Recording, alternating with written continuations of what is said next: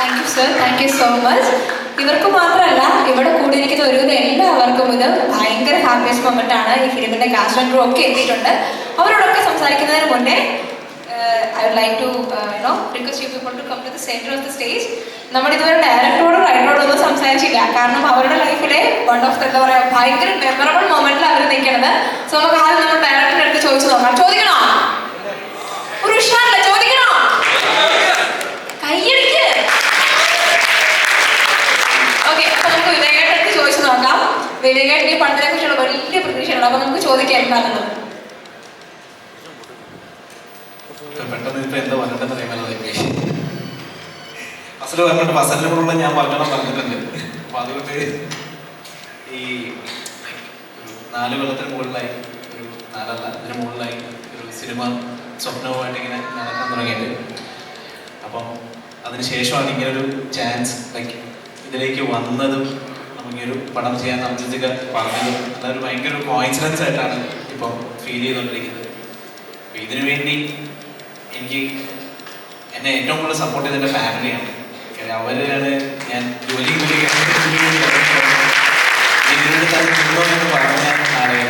അവരോടാണ് എനിക്ക് first of all thank you പറയാനുള്ളത്. ആദ്യം ദൈവത്തിനോട്, ഇനി പറഞ്ഞ ജിത്തിക്കയോടും എല്ലാവരോടും ഇനി ഒരുപാട് നന്ദി. റോംകോം ഞങ്ങൾ ഈ ടൈറ്റിൽ കിട്ടപ്പോഴും ഭയങ്കര അൺഎക്സ്പെക്റ്റഡ് ആയിട്ട് കുറേ സ്റ്റോറികളുണ്ട് എന്താ പറയുക. എനിക്കൊരു ടൈറ്റിൽ നമുക്ക് കിട്ടുമെന്ന് പ്രതീക്ഷിച്ച, പക്ഷേ എല്ലാം അൺഎക്സ്പെക്റ്റഡ്ലി നമ്മളിലേക്ക് എത്തി. ടൈറ്റിലെത്തി, എല്ലാം എത്തി. ആർട്ടിസ്റ്റുകളെല്ലാം സംസാരിച്ചു, അവരെല്ലാവരും നമുക്കുമായിട്ട് ഓക്കെ ആവും.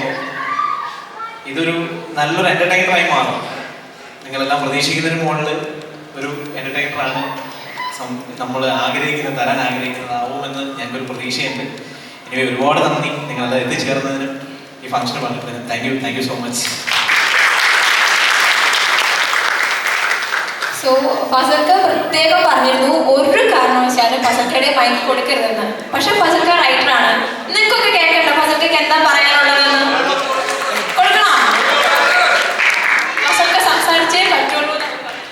ഭയങ്കര സ്റ്റേജ് ഫിയർ ആണ്, അതുകൊണ്ടാണ് മൈക്ക് തരുന്നതെന്ന് പറഞ്ഞത്. ഇത് ആക്ച്വലി എൻ്റെ 2ാമത്തെ പടമാണ്. എൻ്റെ ആദ്യത്തെ പടം ദിലീഷ് പോത്തൻ, ഷാജോൺ, വിജയരാഘവനൊക്കെ അഭിനയിക്കുന്ന ഔസേപ്പിൻ്റെ ഓസിയത്ത് എന്നൊരു സിനിമയാണ്. ഈ മാർച്ച് 7 റിലീസാണ്.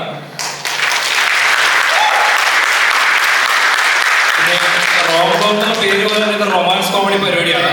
ഒരു ഫുൾ ഫണ്ണായിട്ട് പോകുന്ന ഒരു പരിപാടിയായിരിക്കും. പോരെ?